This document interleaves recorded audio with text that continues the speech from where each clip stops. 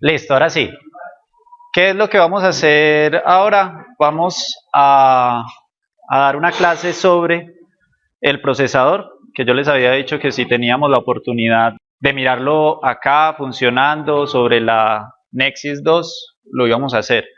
Entonces, esta parte inicial que vamos a hacer de la clase es para configurar el procesador dentro de la Nexus, dentro de la FPGA que está en la Nexus.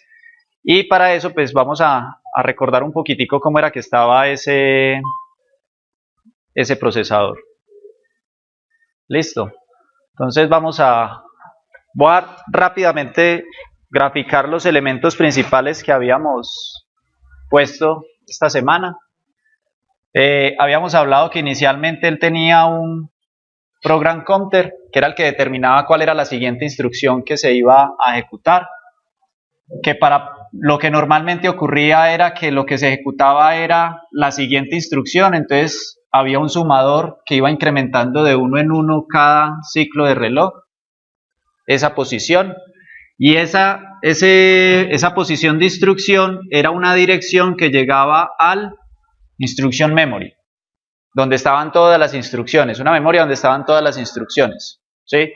De aquí que salían las instrucciones, esto es de 32, esto es de 32, de aquí salían las instrucciones y se dividía por el procesador. Una parte venía a la unidad de control, que eran el opcode y el function, ¿sí? No voy a volver a mostrar las instrucciones porque se supone que ustedes ya las tienen ahí. Otra parte que había acá era un register file o un archivo de registros, donde llegaban tres direcciones, el RS, el RT y el RD, ¿cierto? Por allá descubrimos que necesitamos multiplexar a RD, o sea, realmente RD era el resultado de un multiplexor entre RT y RD. Por aquí me llegaba al inmediato, había algo que se llamaba la extensión de signo, que hacía que los 16 bits del inmediato se convirtieran en 32 bits, conservando el signo. De acá me salían dos operandos, que era RS data y RT data. Y estos dos operandos son los que iban a operar dentro de la, ¿cómo se llamaba esto? La ALU, que era el que realizaba los cálculos lógicos y aritméticos. Y el resultado de la ALU, una parte podía venir al data memory o lo que necesitaba era grabar ese dato en el instruction memory. ¿Sí recuerdan? Vamos recordando cómo era la cosa. Listo. Guardaba esto, pero también descubrimos que había una instrucción que cogía un dato del data memory y lo guardaba en el registro. ¿Sí recuerdan? Un dato que estaba en el data memory lo guardaba en el registro, o sea que por aquí también había una salida que yo necesitaba meter en este bus, entonces aquí también utilizaba un multiplexor, ¿sí? O seleccionaba este dato o seleccionaba este dato. Y cuando tenía eso, cuando tenía una lectura dentro del data memory, el resultado de la ALU era la dirección de esta memoria, del data memory. Y el dato que yo quería escribir, si era que quería escribir, era el del RT. ¿Sí? Era el del RT. Y ya lo que me hace falta ahí son las señales de control, que básicamente controlar cada uno de los dispositivos,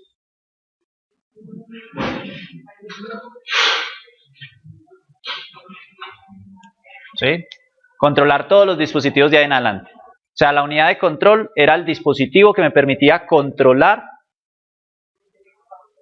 todo el resto del procesador. ¿Listo?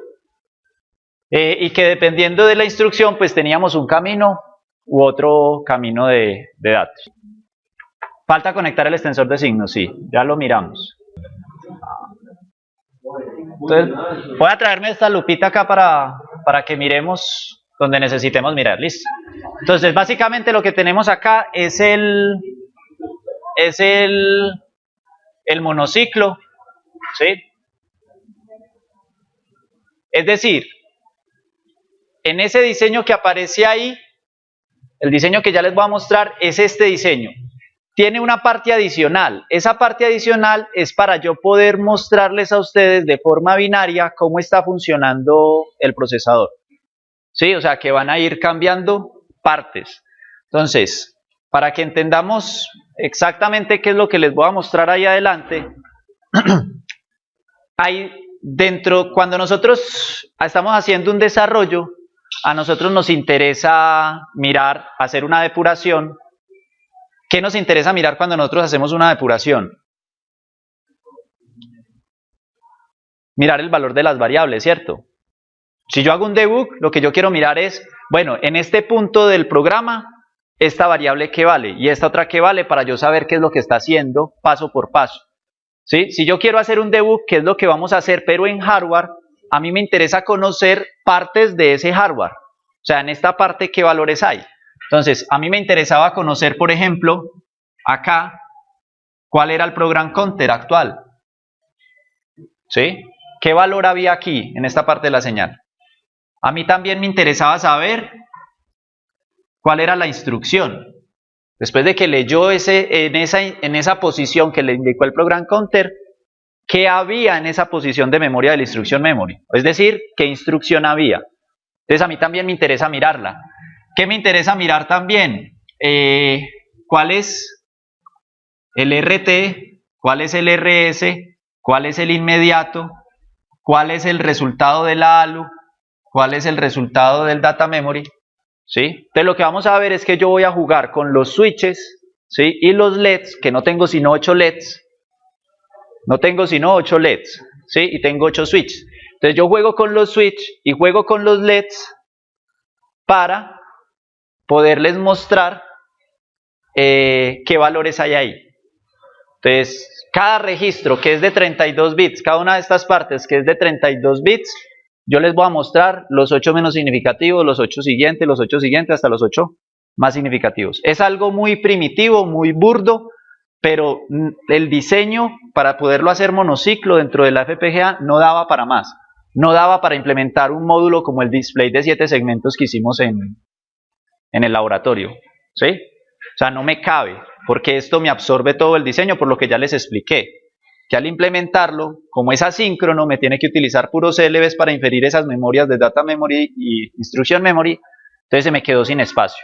¿Listo? Entonces la idea es que miremos qué es lo que está pasando ahí con ese monociclo. Bueno, entonces lo que vamos a hacer por acá primero es mirar este diseño. Entonces, miremos acá.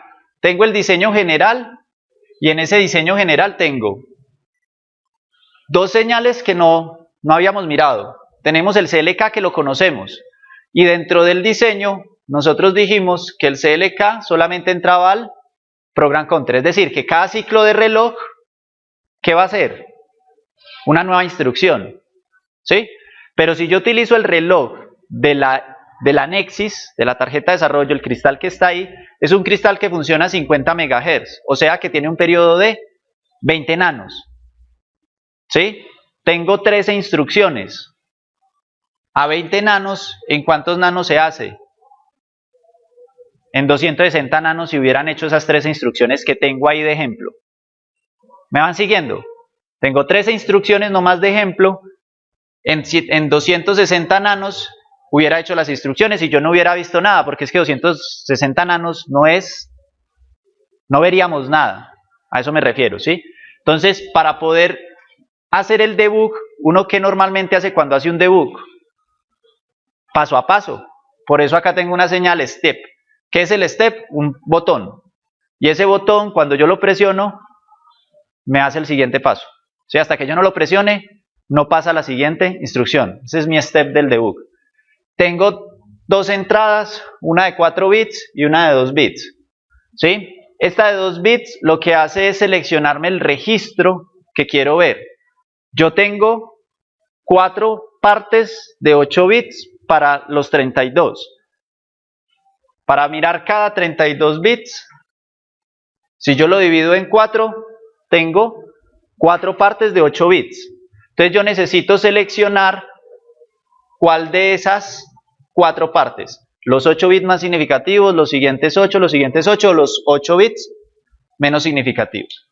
Y OutSelect, que es de 4, o sea que tengo ¿cuántas combinaciones disponibles? 16. De 0 a 3 son 4, tengo 16.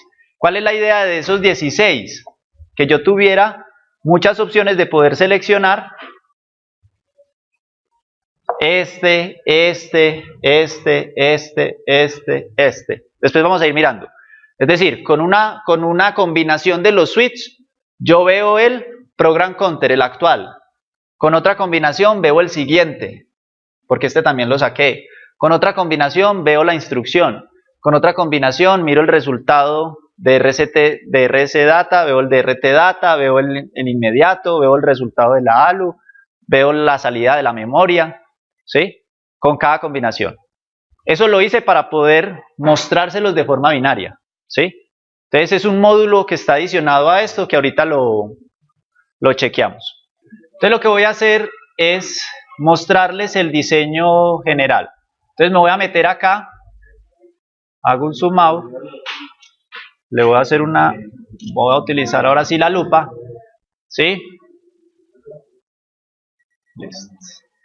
Entonces, ¿qué tenemos por aquí en esta parte? Por aquí está la unidad de control, por aquí está el data memory, por aquí hay un multiplexor, por aquí hay otro multiplexor, por aquí está la unidad de control visual, o sea, lo que yo les acabo de explicar que hice con los switches, con el botón, está acá implementado. Por aquí está el sumador de PC, que es ese que está ahí arribita del PC. Por aquí está el detector de pulso, como lo que ustedes tuvieron que implementar para el laboratorio, los que lo tuvieron que hacer. Por aquí hay otro multiplexor, ya llevo 3 multiplexores, ¿sí? El otro multiplexor, ¿dónde está? Antes de que se me olvide. El otro multiplexor estaba acá, ¿sí recuerdan? Que me multiplexaba entre este y el inmediato. Y ahorita alguien me dijo, profe, falta lo del inmediato, conectarlo, ahí está. Entonces son 3 multiplexores. Y si sigo bajando, por acá está la instruction memory, por aquí está el register file, y por acá está la ALU. Y por aquí abajo al final está el program counter. ¿Sí? Está todo conectadito. Si ustedes miran, le voy a hacer un zoom out. Si ustedes miran, si se quedará estabilizado en un punto. Si ustedes miran, miren que en el centro de ese diseño hay una cantidad de módulos. Prácticamente todos esos módulos está indicando, cuando uno tiene una barrera así larga, está indicando que todos esos módulos están síncronos, están en el mismo instante de tiempo. ¿Sí?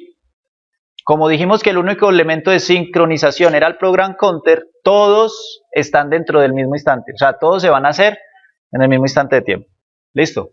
Cuando yo sintetizo esto acá, que ya lo había sintetizado, entonces si yo le digo, bueno, esto no, ahí era para generar el RTL, pero ya lo habíamos generado. Acá en el Design Summary.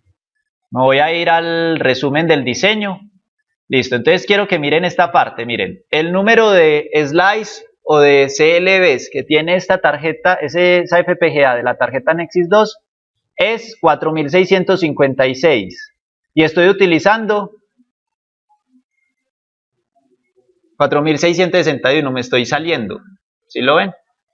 Como es una parte, yo ahí le hice una pequeña modificación, entonces por eso se me salió y no verifiqué eso ahorita. Pero miren que estoy sobre el límite de las especificaciones técnicas del dispositivo, es decir, no va a funcionar bien si yo hubiera generado el binario, el punto bit de este diseño. Pero como tengo el de la anterior versión que no había modificado, entonces sí funciona. Por acá tengo los flip-flops, estoy de 9312, estoy utilizando 5182, o sea que tengo elementos asíncronos porque no estoy utilizando todos. Es más, tengo la mitad, casi la mitad de elementos asíncronos, que corresponden al data memory, a la instruction memory, al register file, que son asíncronos, que se implementaron sobre esos CLBs. Y ya lo que aparece pues acá ya lo miramos después.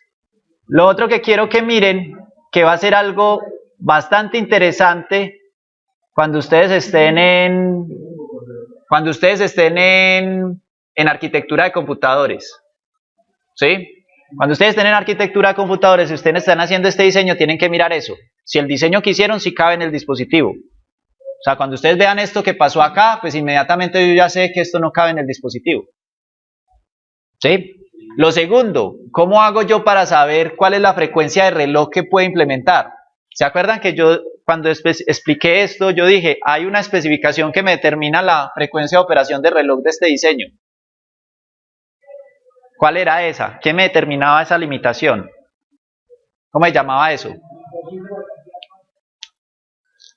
¿Qué era lo que me determinaba el periodo mínimo al que podía operar ese diseño? La latencia, el tiempo desde que yo estimulaba la entrada hasta que él me generaba la salida. Y la latencia se medía como la peor latencia del peor de los casos. De todos los caminos que podía seguir las señales, el peor ese era. Entonces miren lo interesante de esta herramienta también. Si yo le doy aquí en el Synthesis Report, ustedes ven aquí como un archivito muy largo. Miren esto. Miren lo que está mostrando acá. El gate delay. Me está mostrando el delay o el retardo de cada uno de estos componentes que son los que se están infiriendo ahí. Listo, al final miren esto. Bueno, este es el tiempo total, está acá arribita. Mírenlo acá. Ahí lo estoy poniendo en el zoom. El retardo de el delay, ¿sí? La latencia que hay desde acá hasta acá, en el peor de los caminos para todo el diseño es de 15.451 nanosegundos. Y la frecuencia de operación del cristal que hay en la tarjeta de desarrollo es de 20 nanosegundos de periodo. O sea que ese periodo de ese reloj me sirve para este diseño. Si esto me hubiera dado 25 punto algo, me hubiera tocado hacer un divisor de frecuencia para bajarle o ampliar el periodo de esa señal de reloj, porque si no, no funcionaría correctamente. ¿Sí quedó claro ahí eso? Entonces, cuando ustedes están haciendo, por ejemplo, en arquitecturas el diseño, les toca ir a mirar esto también, para saber si el diseño que ustedes hicieron allá, sí va a poder correr a esa frecuencia de operación de ese reloj. Entonces, empecemos a mirar. Monociclo. ¿Qué tenemos acá en el monociclo? Todos los componentes que vimos ahí en el RTL. Sí, el detector de pulso, el program counter, el sumador de program counter, el instruction memory, la unidad de control, el register file, los multiplexores, la ALU, el data memory, el control visual, y ya, puras señales que tengo acá para conectar todo eso. Y acá ya tengo las instanciaciones. ¿Listo? Los componentes y las instanciaciones de eso, que eso ya lo manejamos. Entonces vamos a mirar cada uno de ellos qué es. Detector de pulso, pues ustedes ya lo hicieron, o sea, eso no tiene mayor chiste, lo hice con un contador, o sea que me va a detectar pulsos cada segundo, está ahí, cada medio segundo. Si no lo dejo presionado más de medio segundo, no me lo detecta. ¿Sí? Simplemente le puse un tiempo específico. Si ustedes creo que lo hicieron a 200 nano, a 200 milis o algo así, a 200 milisegundos o 100 milisegundos, ya depende de lo que lo hayan hecho. Pero miren que básicamente es lo mismo. Un contador que cada tiempo me va a ir a mirar. Yo lo estoy haciendo acá cada 500 milisegundos. Contador de programa. Ah, bueno, sí, contador de programa. ¿Qué es el contador de programa? Miren, tiene una entrada que se llama Next PC, que es esta, la entrada de él. Tiene otra entrada que es el reloj. Y tengo otra entrada que es el step, el paso. El paso actúa como habilitador. O sea que si el habilitador no está presionado, ahí no pasa nada. ¿Listo? Y la salida es el CURPC, que es este, la salida. ¿Listo? Entonces, ¿cómo se implementó ese program counter? Muy sencillo. Pregunto si hay un flanco de reloj y pregunto si step está en 1. ¿Sí? Recuerden que step ya pasó por el detector de pulso. O sea que no es que si yo duro con él presionado medio segundo me va a hacer muchos. Ya el detector de pulso quitó ese problema, que ese era el problema que nos solucionaba el detector de pulso. O sea, aquí me está llegando ya una señal de la salida del detector de pulso, que dura un solo ciclo de reloj. Entonces, por eso yo ya lo puedo comparar ahí. Yo no podría compararlo si esto viene directamente de la pulsación del botón, porque ahí ya me lo tiré. Van a ser muchos ciclos antes de que yo lo suelte. Y cuando eso ocurra, lo que va a hacer es curpc va a ser nextpc. El sumador de PC sí recibe el actual y me genera el siguiente. Coge el actual y me genera el siguiente. ¿Cómo lo genera? Sumándole 1. Ahora sí. ¿Cuál otra entrada? Sí, ese está en 1. Siempre va a sumar de 1 en 1, véalo ahí. Es una constante. O sea, a lo que venga por acá, siempre le voy a sumar 1 y me entrega este resultado. Y ese resultado es que en el que cada ciclo donde el botón esté presionado o haya sido presionado, se actualiza. Si el botón no estaba presionado, no se actualiza. ¿Listo?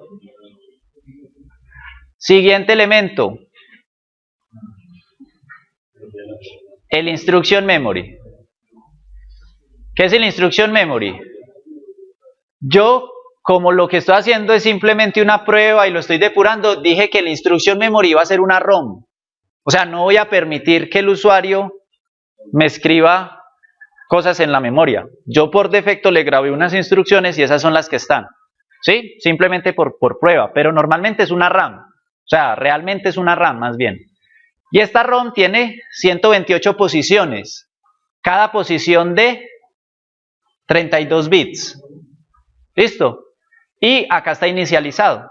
Es decir, mire que todos valen lo mismo, excepto las primeras posiciones.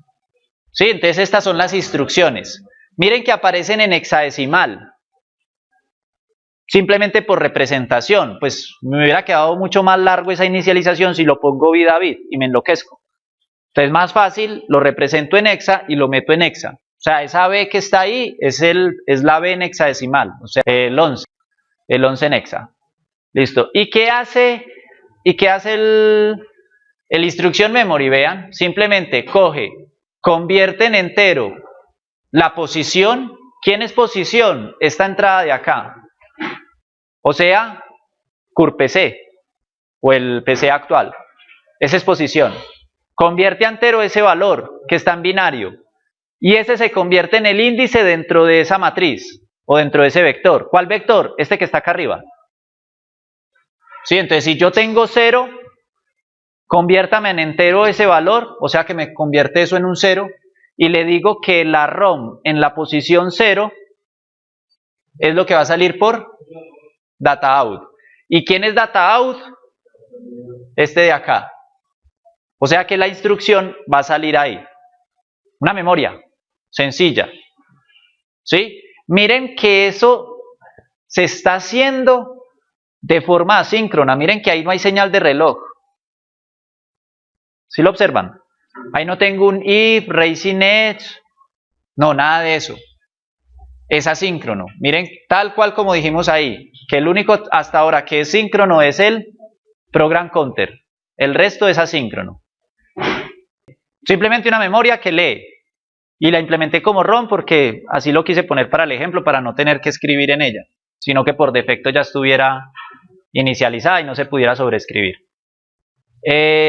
Listo la unidad de control. Ah, no, esto es el instruction memory. Paso a la unidad de control. ¿Qué tengo en la unidad de control? Entonces aquí es donde está el cerebro del procesador. ¿Sí? El alma del procesador, ¿sí? O el corazón, es la ALU, es el que hace el trabajo. Pero el cerebro es la unidad de control. Porque el cerebro es el que tiene que determinar, la unidad de control es el que tiene que determinar cómo se van a comportar el resto de dispositivos o de componentes del procesador de ahí en adelante, basado en la instrucción que llegó. O sea, él es el que toma las decisiones. Es el cerebro. ¿Cómo implementé el cerebro? Entonces yo les dije que ese cerebro era una... ¿Se acuerdan? Que empezamos a mirar que era esto en dispositivos de electrónica digital. Una máquina de estado. ¿Sí? Entonces nosotros hasta ahora habíamos visto que la máquina de estado la teníamos que diseñar a través de los 5 pasos, ¿cierto? Entonces, vamos a ver cómo me ayuda esta herramienta VHDL para inferir una máquina de estados sin necesidad de hacer los 5 pasos. Hasta ahorita habíamos tenido que hacer los 5 pasos, pero es esta herramienta la que me permite ahorrarme todo ese rollo de los 5 pasos. El único que no nos ahorra es el primero de los pasos, que es el diagrama, porque yo tengo que entender, como diseñador de la máquina, tengo que entender muy bien cómo funciona para poderla implementar. Si no lo tengo claro, pues no voy a saber qué hacer. Y la forma de tenerlo claro es a través del diagrama de estados. Es el único que no me ahorro, pero de ahí para allá, mapas de Carnot, tabla de transición de estados, ahorradas. ¿Sí? Vamos a ver que realmente es una tabla de transición de estados esta implementación. Acá lo que tengo son los comentarios de qué significa. Él recibe el low code y el function, como lo habíamos dicho acá. El low code y el function. Y ambas señales, tanto el low code como el function, son de 6 bits. Outcode, que eran los 6 más significativos, y function, que eran los 6 menos significativos. Ahí están. Y la salida de él son 5 señales de control, 6, perdón. ¿Cuáles 6 señales de control? Necesito que controle esto, ya van 3, 4, 5 y 6. Una que me controla la ALU, una que me controla el data memory, otra que me controla el register file y otras 3 que me controlan los 3 multiplexores. No, el signo siempre va a ser extensión de signo. Siempre lo va a hacer. La extensión de signo siempre se hace. Listo. Y acá abajo lo que digo es qué significa cada señal de las 6. Tengo 6 señales, 6 bits. ¿Sí? Entonces, la señal 0, o sea, el bit menos significativo de esos 6, ¿qué hace? Me controla un multiplexor de RT-RD. O sea que esa señal, la menos significativa, me controla este multiplexor. El que multiplexa entre RT y RD. ¿Sí? Y ahí digo, con 0 pasa RD a RD y con 1 pasa RT a RD. En la señal 1, ¿qué hace? Me habilita la escritura sobre el registro, sobre el register file. Porque no todas las operaciones necesitan escritura. Ya vimos que cuando nosotros hacíamos un storage word, que yo necesitaba pasar un dato de acá a acá, no necesito escribir acá. Entonces, para evitar un daño dentro de los registros, deshabilito la escritura del register file, que no se haga. Así le llegue un dato y así él diga la dirección de ese dato que quiere escribir. Como el habilitador de escritura está deshabilitado, no se hace la escritura. Eso se hace para proteger el register file. La señal 2, el multiplexor entre RT y data. Es el que me controla este. Entre RT y el inmediato. ¿Listo?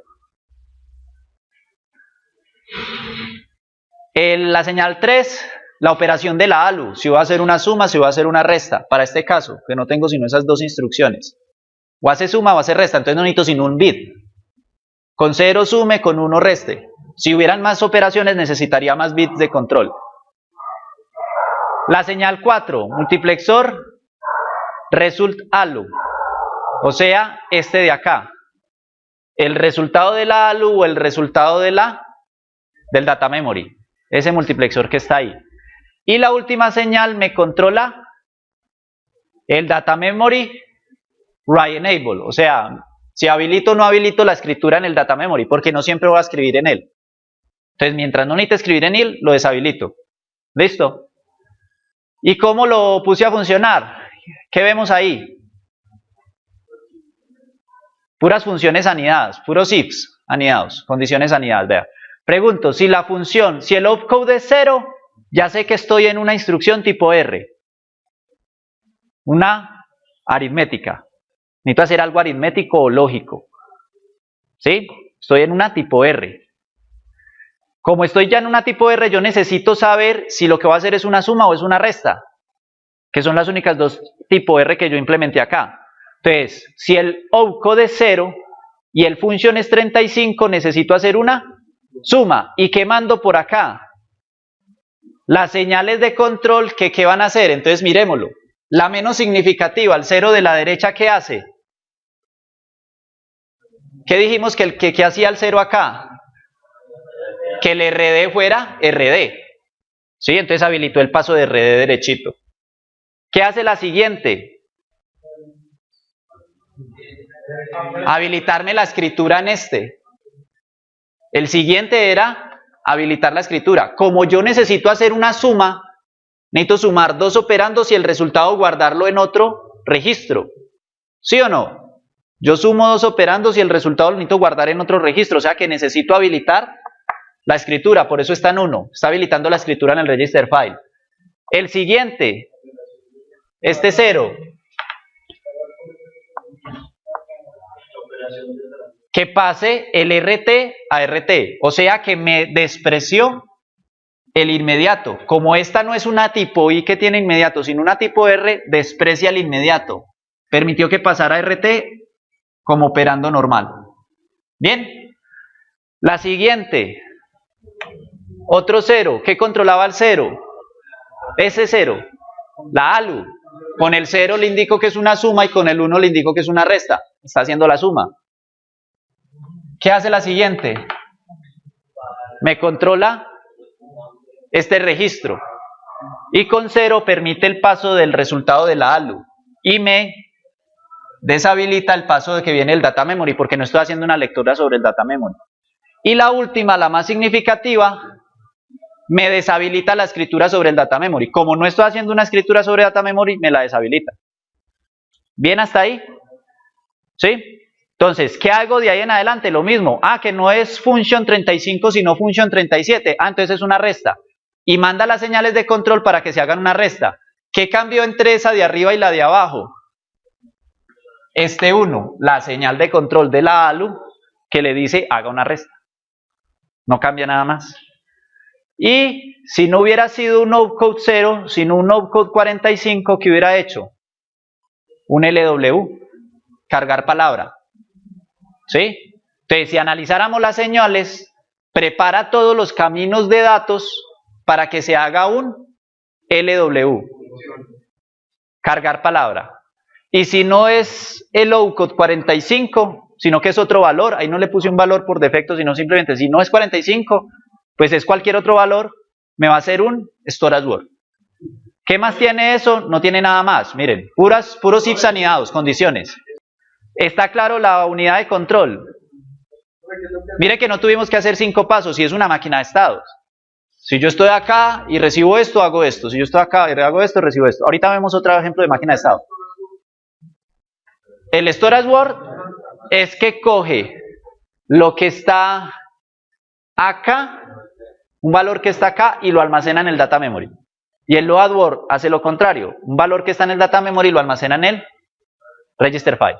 Cargar palabra o almacenar palabra. Después de la unidad de control viene un multiplexor. Pues un multiplexor no tiene ahí, como es una señal de un solo bit, si es 1 permita el paso de una cosa y si es 0 pues permita el paso de la otra cosa. ¿Sí? No tiene mayor sentido ese multiplexor. ¿Listo? Simplemente permite el paso. Y todos los multiplexores de aquí en adelante. El register file. ¿Qué es el register file? Entonces miremos ahí el diseño. ¿Qué tengo? Ahí me hace falta mostrar uno. Ahí. ¿Qué tengo ahí? RS, RT y RD, que son las direcciones. RD enable, ¿sí? Que es la escritura. Si habilito o no habilito la escritura. El write enable del register file. Lo llamé ahí RD enable. El RD data, que es el dato que yo quiero escribir. El RS data y el RT data. ¿Sí? Los dos últimos son los operandos. Listo. Y son las únicas dos salidas de ese register file, miren. De resto son entradas. Esas son las únicas dos salidas. Los dos operandos que van a la ALU. ¿Qué es? Una RAM, pero es una RAM asíncrona. O sea, como si fuera una memoria asíncrona. Así la implementé. Listo.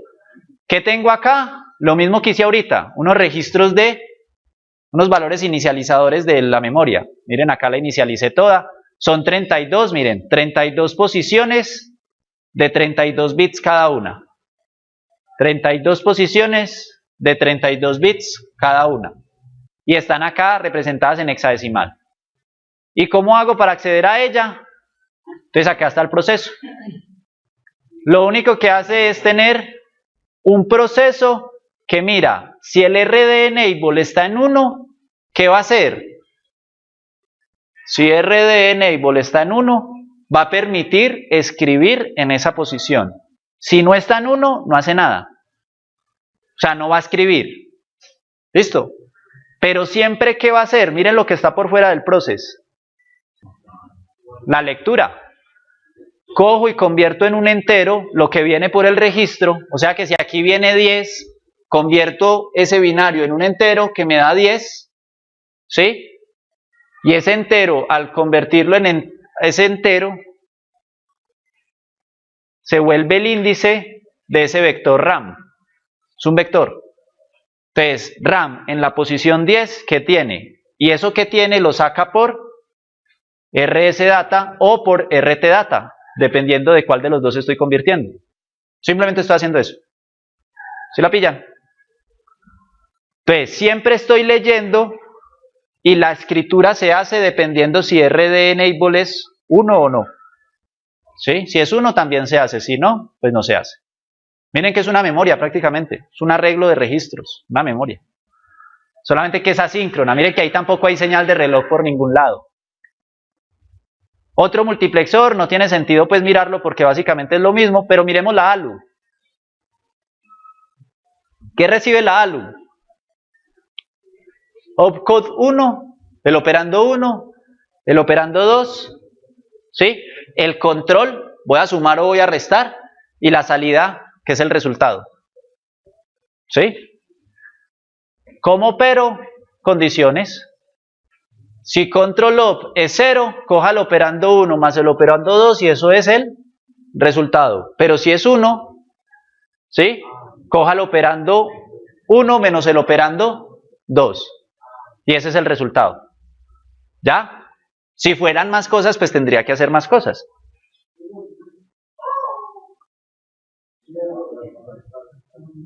Data memory. Data memory es muy parecido al instruction memory. Muy parecido, vea. Solamente que este sí es RAM, porque sí va a permitir sobreescribir para poder hacer el storage word. Entonces miren que él tiene write enable, ¿sí? Tiene el write enable que es ¿quién? Esta señal de control que viene de la unidad de control. Tiene el data in, que si se necesita es el RT. El RT es el data in. La dirección, que es el resultado de la ALU. Recuerden, dirección relativa más índice me da la dirección absoluta o real. Por eso es el resultado de la ALU. Y el data out, pues el dato que estaba almacenado en esa posición de memoria, si es que estoy leyendo. Lo mismo, posiciones inicializadas, nada de misterio. Y cuando leo y cuando hago la operación, ¿qué hago? Tengo un proceso que si el write enable está activo, escribe. Si no está activo, simplemente lee. Si el write enable está activo, lo que estaba acá arriba, escribe. Si no está activo, lee. Solamente lee. ¿Sí se la pillan? Listo. Haciendo la misma conversión, todo lo mismo que ya hemos visto de las otras memorias. ¿Qué más tengo por acá? Tengo un multiplexor, ¿sí? Y tengo un control visual. Vean ese control visual. ¿Qué hace ese control visual y por qué tiene tantas entradas? Porque cada una de estas intervenciones que yo puse acá se vuelve una entrada. Entonces él coge estos 32 bits y es una entrada. Estos 32 es una entrada. Estos 32 una entrada. Estos 32 otra entrada. Estos 32 otra entrada. Cada uno se vuelve una entrada. Entonces miren todos los que puedo mirar. Puedo mirar el program counter, puedo mirar la instrucción, puedo mirar a RS, puedo mirar a RT, puedo mirar a RD, puedo mirar el operando 1 y el operando 2. ¿Por qué la diferencia entre RT y operando 2? RT es este y RD es este. ¿cierto? La dirección. Me sale RS y me sale RT. RT, el que estoy mencionando aquí como RT, es este de acá. Pero el operando 2 es este, que no necesariamente es RT. ¿Sí? Por eso es diferente. Por eso es diferente. El resultado de la ALU, el resultado del data memory, el inmediato, solamente el inmediato, o sea, estos 32 bits de acá. Y básicamente esos son los que me interesan ver. Esos son los datos. Esto que está acá es para yo seleccionar lo que expliqué ahorita, con los 4 bits, cuál de todos los datos que yo tengo acá voy a ver. Y con el recpart, mirar cuál de los 8 bits de esos 32. Por eso es de solamente 2 bits, lo que expliqué al principio. Y el registro, pues es la salida, los 8 bits que van a salir. ¿Sí? ¿Cómo lo implementé? Más largo que lo que aparece ahí. Obviamente. ¿Qué hice acá? Un case de los 4 bits. Sencillo. Es un condicional múltiple. Si los 4 bits son 0, 0, 0, escojo uno de los datos que deseo mirar. ¿Cuál escogí acá? ¿Cuál escogí? Miren ahí. RecPC. O sea que cogí al program counter. O sea que si yo pongo los switches en 0, 0, 0, 0, me va a salir el program counter. ¿Cuál parte del program counter? Porque recuerden que solamente puedo mostrar 8 bits de los 32. Entonces por eso necesito un condicional adentro. Otro case. Que si es 0, 0, pues coja los 8 más significativos. Si es 0, 1, coja los siguientes 8. Si es 1, 0, coja los siguientes 8. Y si es 0, 0, coja los 8 menos significativos. ¿Ya se entendió cómo funcionan los switches? Con 4 switches selecciono qué parte quiero ver. Y con los 2 bits selecciono qué partecita de ese registro quiero ver. Si el program counter, si la instrucción, cuáles 8 bits de esa parte quiero ver. Y miren que básicamente es eso, ¿sí? Si yo sigo bajando, pues son el montón de casos que me permite implementar todo eso. Pero no es más que eso, ¿sí? Y eso también es una máquina de estados. Me permite controlar, basado en qué estado estoy, qué hacer. Basado en las entradas, qué hacer. Listo, entonces vamos a mirar cómo se ve funcionando eso. Listo, entonces, ¿qué tengo? Tengo los 4 switches que están acá, son los que me seleccionan qué quiero ver. El program counter. Listo. Entonces, con los 4 ceros, como está ahí, ¿qué voy a ver? Program counter. Todos estamos de acuerdo, que fue lo que revisamos. Y con estos 2 de acá, puedo seleccionar qué parte del program counter. ¿Sí? Con el 0, 0 veo los 8 menos significativos, con el 0, 1, los siguientes 8, y así sucesivamente. Listo. El program counter en estos momentos vale, son los LEDs. Ninguno está prendido, o sea que vale 0. Si yo miro todos los registros, 0, 1, 1, 0 y 1, 1, todo vale 0. ¿Listo? Es que tengo, preciso me traje la que está molestando. Listo. Ahí tengo el registro 0. Me va a tocar mirar el primero. Listo, el primero. Estoy mirando los 8 bits menos significativos. O sea que solamente tiene un 1. ¿Sí? Si yo miro los siguientes 8, ¿sí? Porque no estoy mirando el program counter, ojo. Estoy mirando otro valor porque aquí lo tengo en 1. Porque el 0 me está molestando en esta tarjeta. ¿Listo? Entonces miren los siguientes 8 bits y los siguientes 8 bits. Entonces, si yo mirara, decodificara esos 32 bits que fui viendo de 8 en 8, esto que estoy mostrando, que es el 1, es el instruction. El siguiente que marqué rojito allá. O sea, la instrucción. O sea, ¿qué estoy mirando acá? La instrucción. Lo que contiene en binario la instrucción. ¿Sí? Voy a mirar, voy a hacerle otra vez. Ahí cambió. ¿Por qué? Por el step. O sea, pasó a la siguiente instrucción. Voy a volverlo a... Volvió y cambió.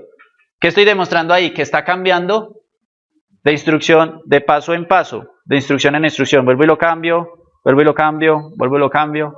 ¿Sí? En los 8 bits menos significativos no tiene nada, ceros.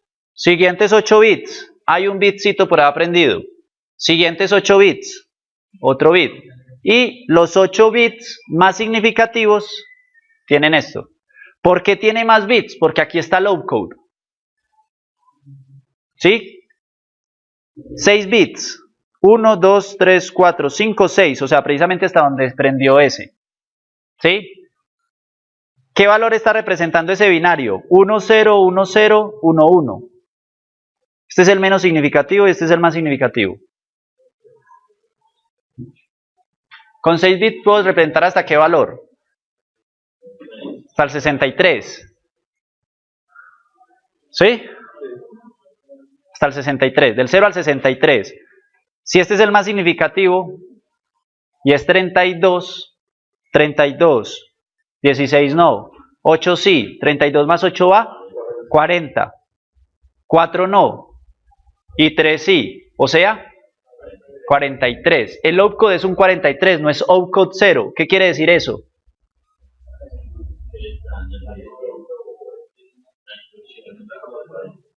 En la 43. ¿Sí? Y dijimos que la 47 era load word. Y si no era 47, era storage word. O sea que es 43, es un... Estoy parado en una instrucción storage word. ¿Sí se la pillaron? ¿Sí? Y de esa manera le puedo seguir haciendo debug, ¿sí? Al dispositivo. O sea, irlo mirando. Si yo tuviera, si yo en esto no hubiera implementado este monociclo, sino que hubiera implementado el pipeline, le hubiera metido los registros, hubiera hecho que todos esos módulos fueran síncronos, el data memory, el instruction memory, el register file, todos fueran síncronos, no hubiera necesitado esto, sino que lo hubiera podido implementar en los 7 segmentos. ¿Sí? Lo hubiera podido implementar ahí. Pero pues como es por fines educativos el poderlo mostrar, pues ahí está. Es decir, cada vez que yo cambie, ¿sí? Voy a ver cómo va cambiando las instrucciones. Ahí ya llegué al final. Por más que yo lo deje presionado, no se van a aprender más. Porque como tenía valores inicializados allá, valores X, ahí ya no siguen nada. ¿Bien? ¿Está claro hasta ahí lo que hicimos? Listo. Entonces la idea era mostrarles el diseño del procesador. ¿Por qué? Porque eso me permite recorrer durante todo el diseño, hablar de memorias, hablar de máquinas de estado, hablar de diseños como multiplexores, ¿sí? Y mostrarles cómo funciona todo eso en conjunto. ¿Alguna pregunta con respecto a eso? ¿O todo va viento en popa? Bueno. Voy a mirar una cosa acá. ¿Todos se acuerdan en el parcial de la máquina de dulces? Otra forma en la que puedo implementar máquinas de estado en VHDL, sin necesidad de hacer los 5 pasos. Listo, entonces píllense esto. Lupa para que vean. Listo, no, es más largo. Mire dónde va la barra. Listo, entonces miren lo que hice. ¿Qué tengo? Esta es una máquina más compleja. Tenía muchos más estados y más entradas. Porque tengo 3 monedas, no 2. Una moneda de 5, una moneda de 10, una moneda de 20. Tengo un botón. Ah, y por ahí cayó más de uno con el parcial del semestre pasado, es que implementando botón, mucho descarado. Como les quité el botón, los corché.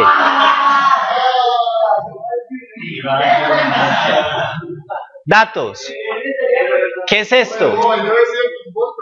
Mire la complejidad de esta máquina. Esta máquina no solamente entregaba un dulce y devolvía, podía entregar hasta 3 dulces. Hasta 3 dulces, vea, dulce 1, dulce 2, dulce 3. Y me podía devolver monedas de 5, monedas de 10 y monedas de 20. ¿Listo? Para que miren la complejidad de esto. Y miremos cómo se implementa. Y ahí está el reloj. Recuerden que el reloj es el que determina la transición. Si estoy en este estado y llega a tal entrada, pues hago tal cosa. Si no, me quedo ahí. Miren lo que utilizo. Utilizo en VHDL algo que se llama una definición de tipo, que ustedes ya la miraron inclusive con la RAM, con la memoria. Defino un tipo que se llama tipo de estado. Y es estado 0, estado 5, estado 10, estado 15. ¿Qué son cada uno de esos estados? los valores posibles que tiene esa máquina de estados. ¿Sí? Entonces, si yo sigo por acá,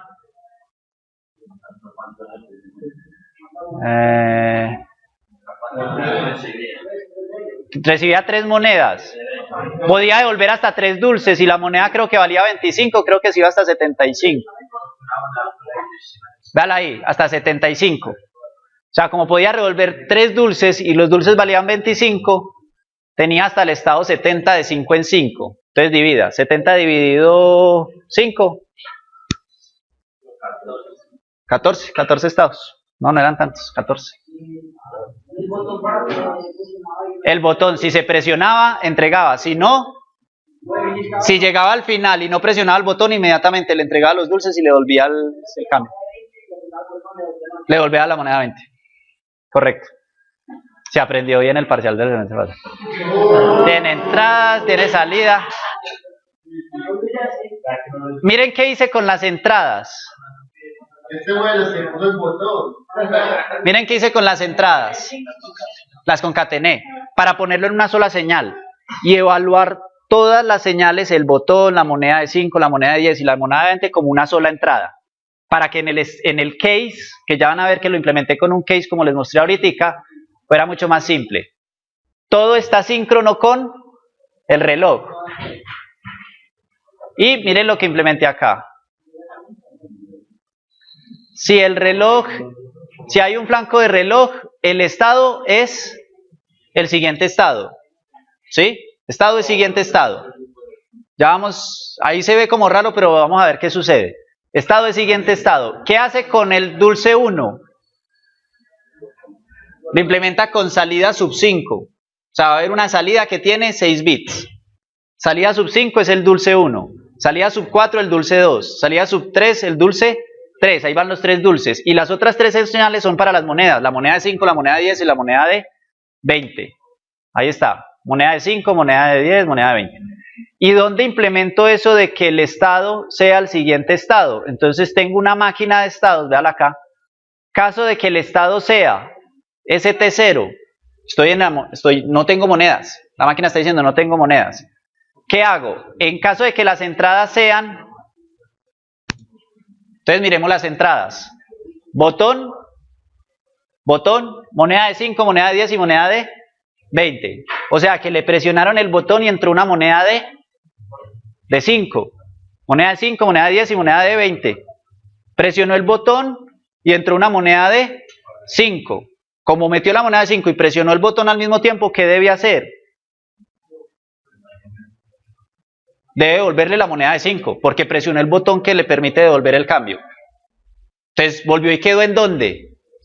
En 0, no hay cambio de estado. Miren que en todos estos no hay cambio de estado, simplemente salidas. ¿Sí? ¿Dónde sí hay cambio de estado? Ah, bueno, esta parte solamente me da las salidas, el output. Esta parte solamente me entrega las salidas, solamente me carga de mirar las salidas. Si el estado es 0 y las entradas son estos, las salidas son estos. ¿Eso quiere decir que es una máquina de Mili o es una máquina de Moore? De Mili, porque estoy mirando las entradas y el estado. O sea, depende de la transición. Si solamente fuera el estado, sería una máquina de Moore. ¿Sí se la pillaron? Listo. Entonces, en esta solamente me preocupo de las salidas. Para el caso en que sea 0,1, si estoy en el estado 0,1, la salida va a ser tal cosa y tal cosa. Aquí está incompleto. O sea, aquí no lo he terminado. Pero la otra parte es la que me determina la transición. ¿A dónde voy? Entonces, si el estado es ST, el siguiente estado es el estado actual. ¿Y quién es el estado actual? Entonces acá pongo. Ah, bueno, aquí tampoco lo terminé. Si fuera el estado 0, ¿sí? Pongámoslo acá. Si fuera el estado 0 y la entrada hubiera sido, por ejemplo, el 1100, ¿cuál sería el siguiente estado? Otra vez ST0, porque presionó el botón y entró la moneda de 5. Vuelve a quedar en el estado 0, devolviendo la moneda de 5. Entonces tengo un proceso que me calcula la salida y tengo otro proceso que me calcula cuál va a ser la transición. ¿Sí? ¿De dónde salió esto? ¿De dónde salió ese código? Ese código no es porque el profesor sabe muchísimo. ¿Se acuerdan de lo que yo les hablé a ustedes al principio? El bombillo. Si me voy al bombillo, me voy a VHDL, me voy a Synthesis Constructs y me voy a Coding Examples y me voy a FSMs. ¿Dónde es que están? State Machine, no, está aquí como State Machine. Miren, un ejemplo de una máquina de Mealy y un ejemplo de una máquina de Moore. Máquina de Mealy, miren lo que hice, lo que él me dijo, vea. Usted declara un tipo con los nombres de los diferentes estados, crea un proceso para las salidas y crea otro proceso para las transiciones. Y ya. Y si es de Moore, no, póngale cuidado. Hago la transición de la salida y la transición del estado, pero la transición de la salida, ¿de quién depende? Del estado, no depende de las entradas, caso anterior. Si estoy en el estado 0, si es Moore, él me va a arrojar un valor, independientemente de la transición, porque es el estado el que entrega la salida. ¿Listo? Ustedes dirán, mucho desgraciado, ¿sí o no? Nos puso a hacer los 5 pasos en el examen y después nos muestra esto. ¿Por qué? Porque ¿qué tiene que hacer la XST, que es la herramienta de síntesis de esta herramienta? ¿Qué tiene que hacer para convertir eso en hardware? Los que ustedes hicieron con los 5 pasos. Solamente que no lo hacen los 5 pasos, ellas lo tienen unas ecuaciones más robustas que le permiten inferir qué hardware es el que mejor implementa eso que ustedes le dijeron. Para cualquier cosa, no solamente para la máquina de estados, para cualquier cosa. Cualquier código que yo le ponga, ella, la XST lo que hace es hacer unos cálculos con unas ecuaciones y determinar el hardware. Entonces, para que yo entiendan lo que ustedes hay ahí, que no simplemente es un código VHDL, yo necesito que ustedes entiendan qué es lo que está pasando por debajo. Por eso los 5 pasos, para saber qué es lo que está haciendo esa herramienta de síntesis allá. Está infiriendo eso. ¿Listo? ¿Qué hacen los case?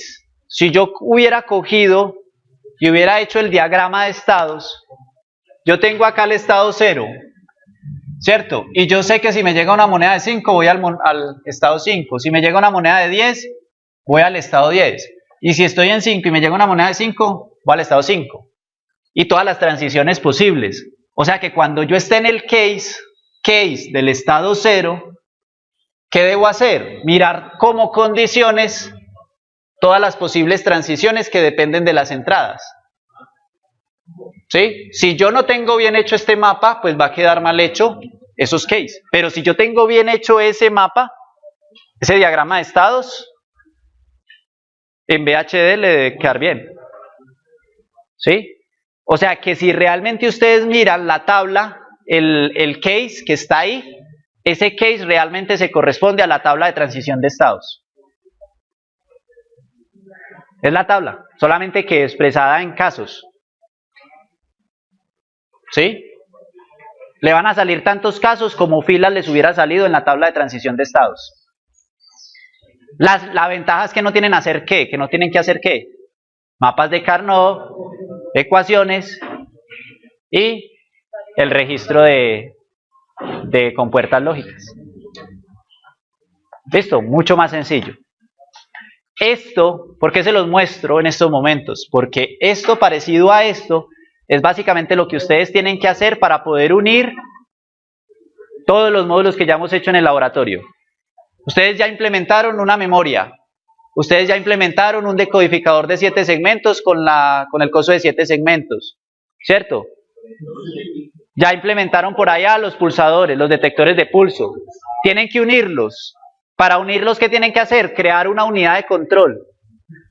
Un módulo que controle todo eso y lo permita unir. Eso es lo que viene. ¿Cómo lo puedo implementar? Ve, ahí está. Puede ser con una máquina de Mealy, puede ser con una máquina de Moore. Simplemente tienen que sentarse a hacer el diagrama. Tienen que sentarse a hacer el diagrama. ¿Qué pasa si me entra esto y estoy acá? ¿Qué pasa si me entra esto y estoy acá? ¿Listo? ¿Listo? Vámonos a mojar.